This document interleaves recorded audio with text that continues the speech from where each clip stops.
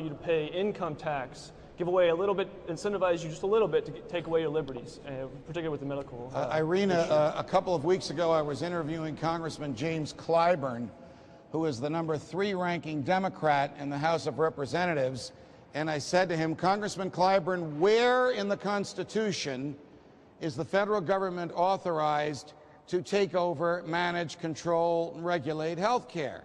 And he said to me, Judge, most of what we do down here is not authorized by the Constitution. Question, are you surprised that members of Congress actually believe that? That they can write any law they want, irrespective of the document which they took an oath to preserve, protect, and defend? Oh, I'm absolutely not surprised. Doesn't it drive you crazy when they think they can write any law they want? I mean, Mrs. Pelosi's, I don't know if it was personal arrogance or historical ignorance or both or whatever her problem is, was so outraged when a reporter asked her 3 times, where is the power in the Constitution for all these regulations? Her view is, I think, that Congress is a general legislature that can regulate any human behavior it wants.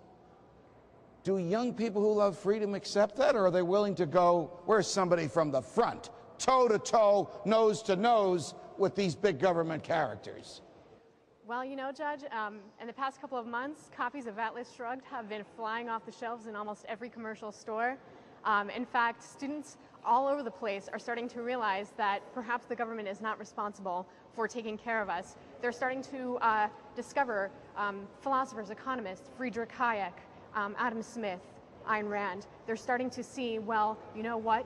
Maybe we have to have principles. Maybe our government has gone so far, has been ratcheted up to such an extent that it will never be decreased. But are we willing to accept that? Absolutely not. We have to protect our liberty because we are the future. What a beautiful, brilliant articulation of a philosophy of personal freedom. You know, with more of that, you're going to have to move into a bigger building at the Future of Freedom Foundation. How does the message of freedom resonate from your end, from the professional end, with college students today? We've never seen greater receiving of this message in the 20 years we've been doing this. We present an uncompromising message on freedom at the Future Freedom Foundation. And it's incredible how those principles are resonating among young people today. When you say to other young people, Jeff, I don't want the government to take care of me. I don't want to pay more taxes. I really do want to pursue happiness as I perceive my own pursuit of happiness to be. Do they look at you like you have 3 heads, or does that resonate? That makes perfect common sense. I think if you ask that to anyone, that passes the logic test. That I allow you to live your life as you see fit, as long as you allow me to live my life as I see fit.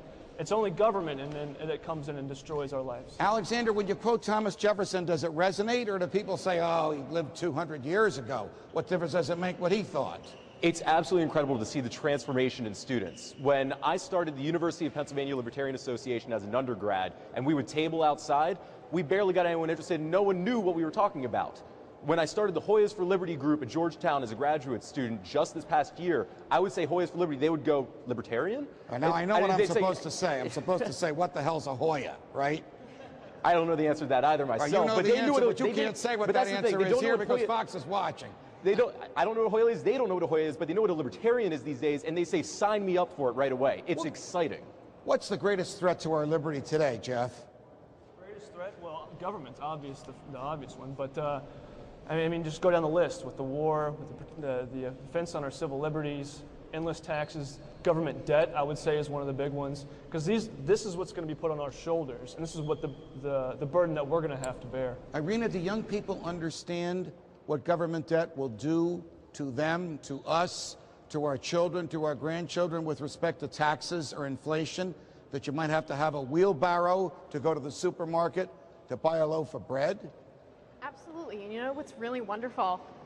In the past year or two, because the student movement has grown so dramatically, I've started to see so much interest in where I go to school, American University, which has been considered to be rather a Keynesian, pseudo-socialist type of school. And in the past 2 years, there's been such a rise in, arguments in the classrooms for public choice, for the free market. People are starting to realize, well, you know what? This debt means something. This debt is not something we can just pretend doesn't exist. You know, money has value, and students are starting to cling to that. I've seen so much more of those arguments. It's really, really, you know, it gives me so much hope, actually. Jake, a philosopher and economist that you and I both admire, von Mises, once said, government is essentially the negation of freedom. Freedom is the default position. We were born in a state of freedom. The government takes it away. Agree? Absolutely. I absolutely agreed. And I think we'd be remiss not to mention the tremendous infringement on liberty that the drug war has done to our liberties. I mean, that is a core principle, is the idea that you should be free to ingest whatever you want. Don't we own our own bodies? Who is the government to tell us what to put in them? Of course. And I agree with your statement on Mises, Ludwig von Mises. And the other important quote, I think, among many that he made was that all of us have a duty to get involved in this battle, that we cannot stand aside with what he called unconcern. It is incumbent on every individual to get involved in this fight for freedom and restore the heritage of liberty that this country stood for. Alexander, here's something that drives me crazy. When people say we have to balance liberty with order, my argument is we should have a bias in favor of liberty. They are not equals. Liberty is the default position. Liberty is the birthright. Order is the interference with liberty. They should never be in equipoise. Every conceivable benefit of every doubt should be given to the freedom of the individual.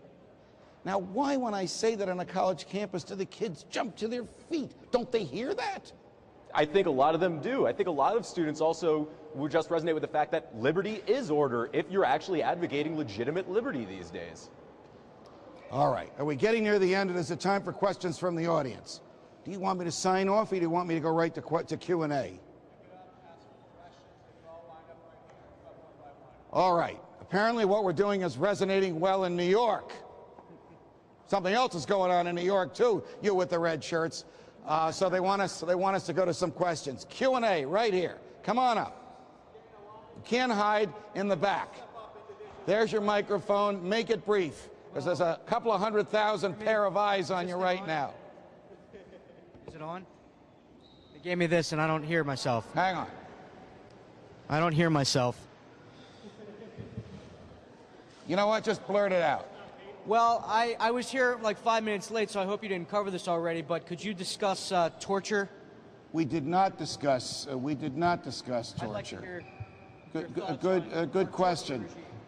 Jacob Hornberger, I have argued on Fox and elsewhere that it is so profoundly violative of the rights of an individual, no matter who the individual is or what the individual is accused of having done, that we don't do it and we don't condone it as Americans under any circumstances to anybody for any higher reason.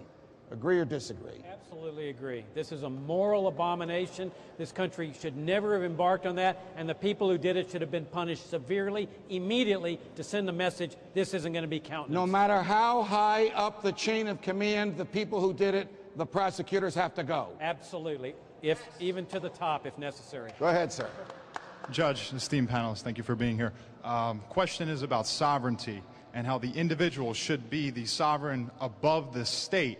Where does that actually come into play when we're talking about delegating powers to the government? Do not the authorities still lie with the individual? Well, the rights lie with the individual. I mean, if we created the government by giving away a little bit of our sovereignty for some kind of common good to the Commonwealth, where's the representative of Pennsylvania, and then the Commonwealth of Pennsylvania in turn gave away a little bit of that sovereignty for the federal government, that would all work if people took their oaths seriously, followed the Constitution, believed in the natural law, and accepted the primacy of the individual, Jeff, but people in the government don't, right? No, exactly right. And the premise of his question is correct, and that we inherently are free. We were born with our freedoms, and it's a slippery slope when you start giving away a little bit of your freedom, a little bit of your sovereignty for order or protection or whatever they may claim it be. But the premise of your question is dead on, is that the sovereignty lies in the individual. Thank you. A question for all the young